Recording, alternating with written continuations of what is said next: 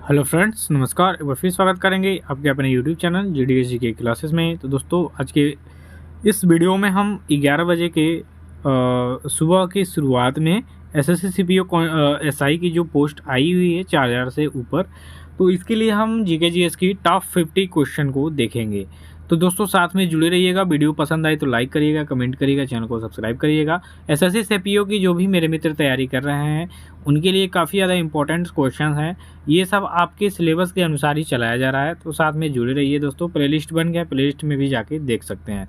तो चलिए स्टार्ट करेंगे पहले क्वेश्चन से कि अंतरिक्ष यात्री को आकाश दिखाई देता है। तो दोस्तों, जो अंतरिक्ष यात्री आकाश में जाते हैं उनको आकाश कैसा दिखाई देता है? तो उनको आकाश आपका काला दिखाई देता है। तो इस क्वेश्चन का राइट आंसर हो जाएगा विकल्प ए, काला। नेक्स्ट क्वेश्चन देखिए। नेक्स्ट क्वेश्चन में आपका कि टेलीफोन का आविष्कार किसने किया था? तो दोस्तों, टेलीफोन की बात करेंगे तो इसका जो ग्राहम बेल थे इन्होंने आविष्कार किया था। तो राइट आंसर यहाँ पे आपका विकल्प बी हो जाएगा। नेक्स्ट क्वेश्चन की बात करेंगे कि कांसा जो धातु है निम्नलिखित में से किसकी मिश्र धातु है? ये भी इम्पोर्टेंट रहेगा आपके एग्जाम की दृष्टि से। तो सही उत्तर हो जाएगा इसका आपका विकल्प सी, तांबा और टीन का जो कांसा होता है ये इसका मिश्र धातु होता है। अगला क्वेश्चन है दोस्तों, अगले क्वेश्चन में है कि 2.5 दिन का झोपड़ा किसने बनवाया था? ये काफ़ी ज़्यादा इंपॉर्टेंट है, मध्यकालीन भारत से संबंधित क्वेश्चन, और इसका जो राइट आंसर हो जाएगा आपका कुतुबुद्दीन ऐबक हो जाएगा। 2.5 दिन का झोपड़ा कुतुबुद्दीन ऐबक ने बनवाया था। ठीक है, गुलाम वंश का संस्थापक था कुतुबुद्दीन ऐबक, याद रखिएगा। नेक्स्ट क्वेश्चन है कि विश्व की सबसे जो गहरी झील है कौन सी है? तो दोस्तों, जो विश्व की सबसे गहरी झील है आपकी बैकाल झील है। बैकाल झील की बारे में बात करेंगे तो ये आपके रूस देश में स्थित है, और सबसे विश्व की बड़ी झील जो है वो भी आपके रूस में ही स्थित है। ठीक है, कैस्पियन सागर जिसका नाम है, याद रख लीजिए। अगला क्वेश्चन है आपका कि भारत का लौह, यहाँ पे देखिए थोड़ा सा मिसप्रिंट हुआ है, लौह पुरुष किसे कहा जाता है? तो भारत का लौह पुरुष कहा जाता है आपके सरदार वल्लभ भाई पटेल को। राइट आंसर है यहाँ पे हम विकल्प सी को चयन करेंगे। अगले क्वेश्चन में देखिए कि एक अश्वशक्ति में कितने वाट होता है, यानी एक हॉर्स पावर। ठीक है, एक हॉर्स पावर में कितना वाट होता है? तो 746 वाट होता है। ठीक है, कितना? 746। तो आपके विकल्प में आपका बी विकल्प है यहाँ पे कि एक अश्वशक्ति में 746 वाट होता है, तो इसका राइट आंसर बी हो जाएगा। अगला क्वेश्चन है कि ऋग्वेद में कितने मंडल हैं? तो मैंने जस्ट बताया था कि वेदों की संख्या होती है 4, और इसमें सबसे पहला वेद है ऋग्वेद यानी पुराना, और इसमें मंडलों की संख्या होती है 10। ठीक है, तो सही उत्तर हो जाएगा यहाँ पे आपका विकल्प ए। नेक्स्ट क्वेश्चन की बात करेंगे कि त्रिपिटक धर्म ग्रंथ है। त्रिपिटक जो धर्म ग्रंथ है किस धर्म से संबंधित है? तो ये आपके बौद्ध धर्म से संबंधित है। तो राइट आंसर यहाँ पे सी हो जाएगा। नेक्स्ट क्वेश्चन देखिए यहाँ पे, लोदी वंश का संस्थापक कौन था? तो दोस्तों, यहाँ पे लोदी वंश की बात करेंगे तो इसका जो संस्थापक था बहलोल लोदी था। आखिरी पूछ ले कि लोदी वंश का आखिरी शासक कौन था?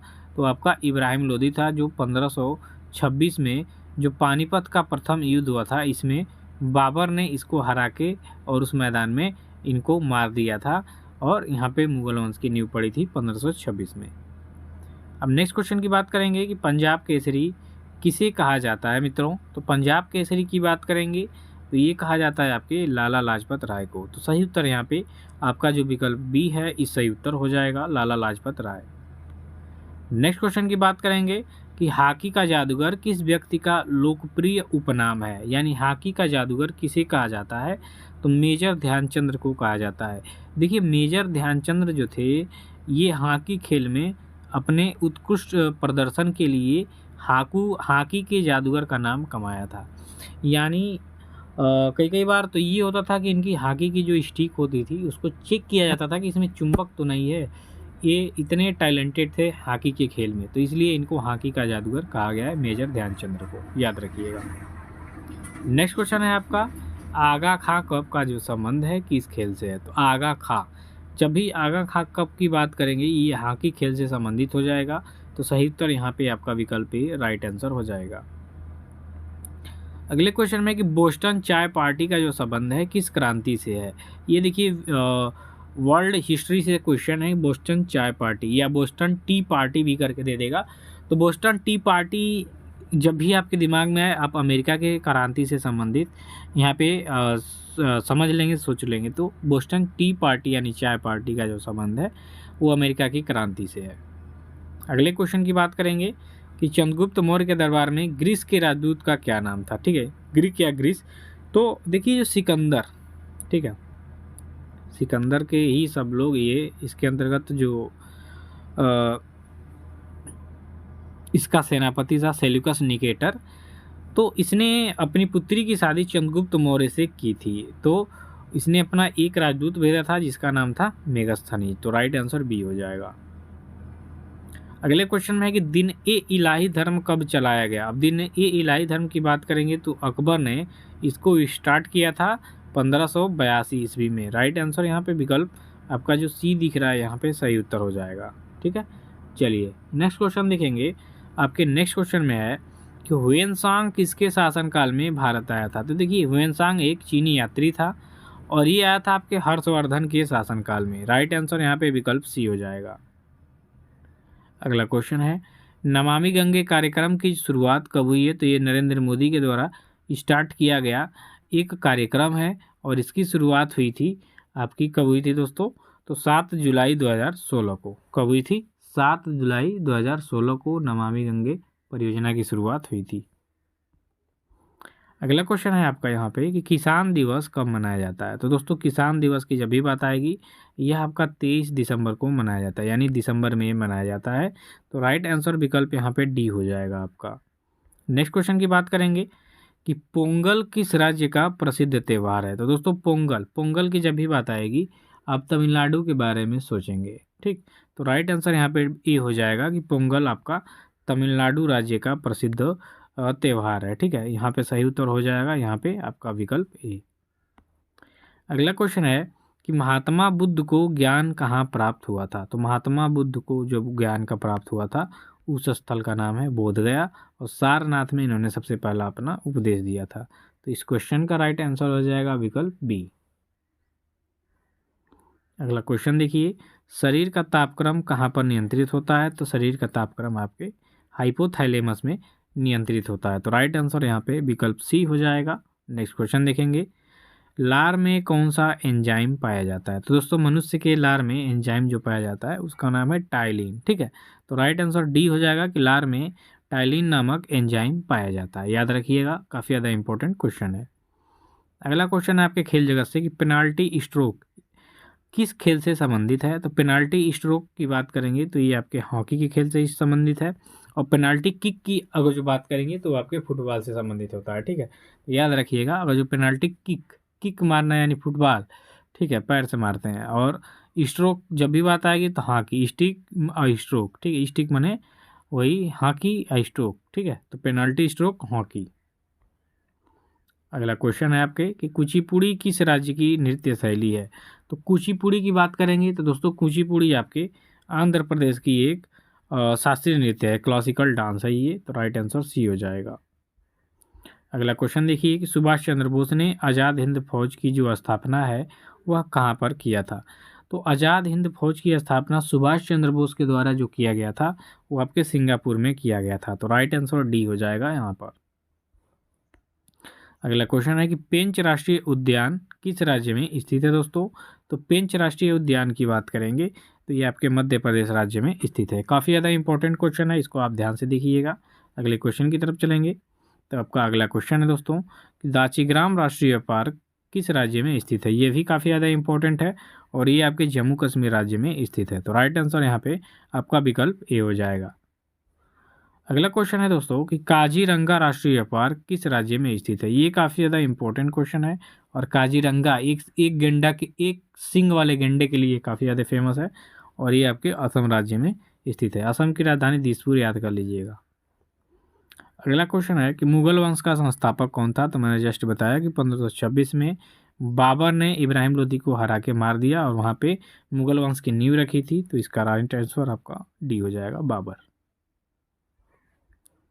अगला क्वेश्चन देखिए कि पानीपत का प्रथम युद्ध कब हुआ था। तो जस्ट इसकी कई बार चर्चा की जा चुकी है। तो 1526 सही उत्तर हो जाएगा। अब मैंने ये भी बता दिया है कि इब्राहिम लोदी और बाबर के बीच में हुआ था जिसमें इब्राहिम लोदी हार गया और बाबर की विजयी हुई। अगला क्वेश्चन यहाँ पे देखेंगे, हुमायूं नामा किसने लिखा है? तो हुमायूं नामा के बारे में, हुमायूं के इतिहास के बारे में लिखा गया और ये लिखा गया है गुलबदन बेगम द्वारा। तो राइट आंसर डी हो जाएगा। नेक्स्ट क्वेश्चन देखिए, ये काफ़ी ज़्यादा इंपॉर्टेंट है कि भारत में मनसबदारी जो प्रथा है ये किसने शुरू किया था? तो मनसबदारी प्रथा की शुरुआत किया गया था अकबर के द्वारा। मनसबदारी प्रथा अर्थात औकात के बारे में यहाँ पे पता चलता था कि इसकी कितनी औकात है। अगला क्वेश्चन यहाँ पे देखिए कि भारत का शोक किस नदी को कहा जाता है? तो भारत का शोक कहा जाता है कर्मनाशा नदी को। तो राइट आंसर यहाँ पे सी हो जाएगा। चलिए दोस्तों, अगला क्वेश्चन है कि असम का शोक किस नदी को कहा जाता है? तो असम का शोक कहा जाता है ब्रह्मपुत्र नदी को। देखिए, हम लोग सीमित समय में टॉप 50 क्वेश्चन को कवर करेंगे, तो इसमें कोई भी एंजॉय नहीं करना है आपको। 10 से 15 मिनट के अंदर इसको ख़त्म किया जाएगा। तो अब 10 से 15 मिनट एकदम कॉन्सेंट्रेट होके दिमाग को एकाग्र करके क्वेश्चन देखिए, पढ़िए, समझिए और फालतू का इधर उधर दिमाग न लड़ाइए, ठीक है? तो हम बस क्वेश्चन बताएंगे, आप हो सके तो वीडियो पॉज करके लिख सकते हैं, नोट्स बना सकते हैं, या याद कर रहे हैं तो याद कर सकते हैं, ठीक है? तो असम का शोक कहा जाता है ब्रह्मपुत्र नदी को। ये सबसे बेस्ट तरीका है, बाकी फालतू का बात करने से कोई मतलब है नहीं।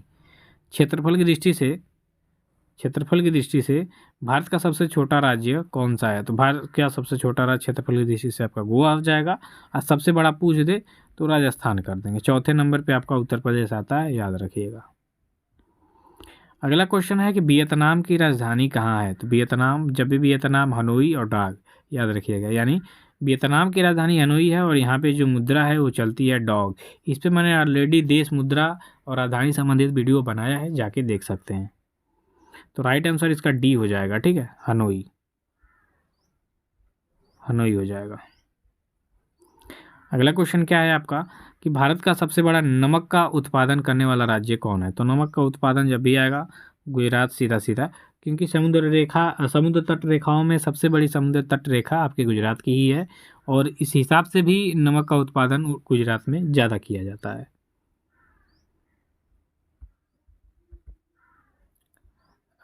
सॉरी, अगला क्वेश्चन है आपका, गांधी इरविन समझौता कब हुआ था? तो 1931 में गांधी इरविन समझौता हुआ था, लॉर्ड इरविन और गांधी जी के बीच में। तो राइट आंसर यहाँ पे बी हो जाएगा, ठीक है? चलिए अगला क्वेश्चन देखिए, विटामिन सी सबसे ज़्यादा पाया जाता है, सबसे अच्छा स्रोत क्या है? तो देखिए, विटामिन सी का जब सबसे बढ़िया स्रोत पूछ दे तो आंवला हो जाएगा। खट्टे पदार्थों में पाया जाता है तो आंवला सबसे बेहतरीन है उसके लिए। तो राइट आंसर बी हो जाएगा यहाँ पे। अगले क्वेश्चन में चलेंगे तो अगले क्वेश्चन में आपकी कि भारत की प्रथम महिला लोकसभा अध्यक्ष कौन थी? तो भारत की प्रथम महिला लोकसभा अध्यक्ष की बात करेंगे तो ये आपकी मीरा कुमार थी। कौन? मीरा कुमार। तो राइट आंसर यहाँ पे आपके विकल्प में सी विकल्प है, सही उत्तर सी हो जाएगा। अगला क्वेश्चन है कि राष्ट्रीय विकास परिषद का अध्यक्ष कौन होता है? तो देखिए, भारतीय जो राष्ट्रीय विकास परिषद होता है इसका होते हैं जो अध्यक्ष प्रधानमंत्री होते हैं, जो वर्तमान में प्रधानमंत्री होते हैं वही इसके अध्यक्ष होते हैं। तो राइट आंसर यहाँ पे सी हो जाएगा।